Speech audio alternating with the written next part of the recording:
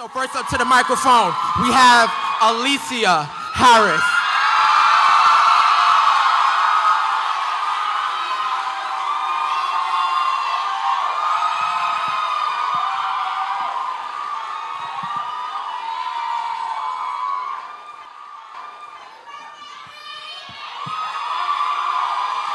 Thank you.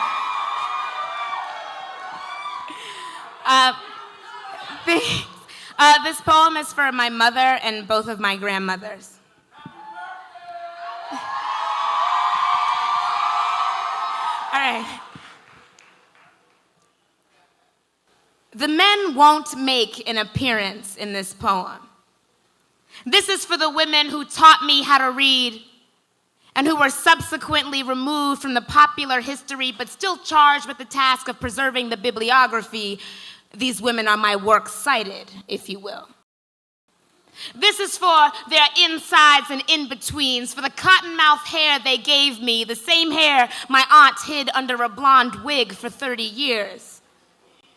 This is for the women who weren't always righteous, but who could smell the hell on you, for every Eve who opened the night of her womb just so a piece of day, light as I am, could find her way through, for twice great-grandmother.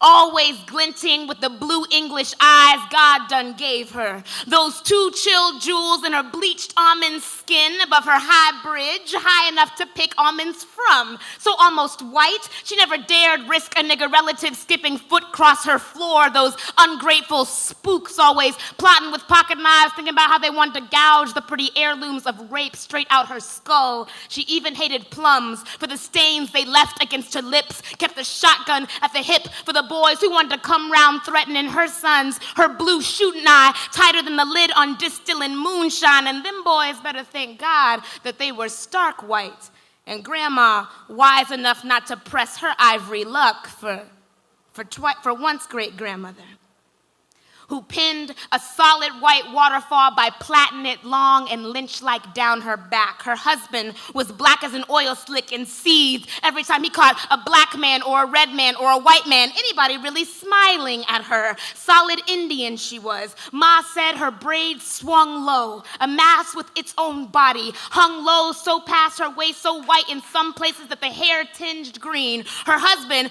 kicked her out the house for cheating, though she was faithful as a chicken on a chain. And when he mysteriously caught fire one day in a barn, you better thank that gasoline grace she got all her 10 children back that very evening. She spent the rest of her days smiling through railroad teeth and cutting the heads off catfish and eating Cocoa Puffs.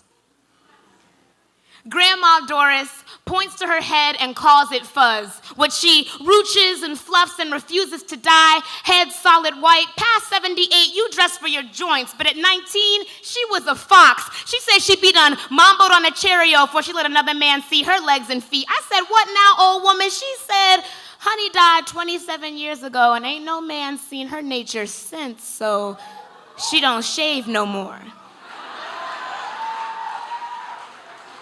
Got no stubborn naps to hold a grudgeful curl, but got surly words, had lovely table manners once, and good grammar, but bad teeth and a bad mouth, always talking about balls and cantaloupes with a K and somebody's gapped crotch. Before Grandma Comer, just Ardella, just 16, Pabst fresh cream, wife with incorrigible hip-length red hair.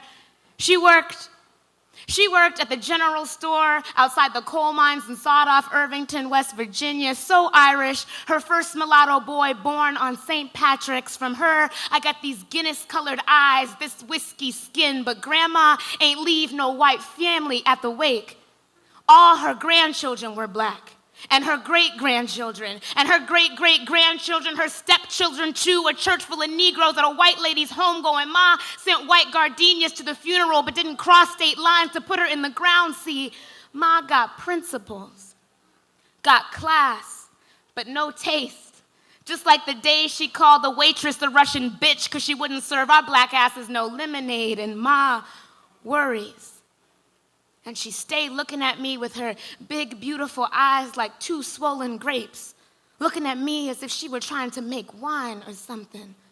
A red bone vintage with skin so light. A nigga said he had to check my nipples to check my race. But you can see each one of their stories etched in my face. And Ma says I look like all the women in our family, especially when I wear my hair out and these tresses get to gossip in this dense black argument, this thicket of rebels, this nest of vipers that can out-sass any man getting fresh on the street. We ain't no Medusas here, but each one of us got a stare that can cut glass. We are full of venom and beauty and power. These women who taught me how to weave and stitch and switch and swing and sing with cunt in my vocabulary.